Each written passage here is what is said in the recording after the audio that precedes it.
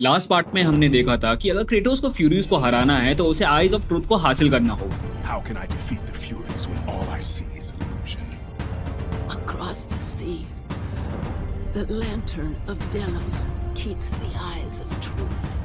आगे बढ़ते ही क्रेटोस की दोबारा मुलाकात ऑर्कस से होती है। वो क्रेटोस को एरीज का असली सच बताता है। एरीज सिर्फ क्रेटोस को कंट्रोल नहीं कर रहा था, वो ज़्यूस को मारकर ओलंपस पे राज करना चाहता था और क्रेटोस वो बस एक उसका वेपन था और इसीलिए ऑर्कस उसकी मदद करना चाहता था ताकि वो एरीज को हरा सके। लेकिन आइज ऑफ ट्रुथ ढूंढते वक्त क्रेटोस फ्यूरीज के हाथ लग जाता है और उसके बाद वो क्रेटोस को 2 हफ्ते तक टॉर्चर करते हैं, पर क्रेटोस कैसे भी करके वहाँ से अपने आप को निकालता है और एक एक करके तीनों फ्यूरीज को खत्म कर देता है। लेकिन फ्यूरीज मरने से पहले ऑर्कस को लास्ट ओथ कीपर बना देती है, जिसकी वजह से क्रेटोस को ना चाह के भी ऑर्कस को मारना पड़ता है। For you to be free, I must die by your hand.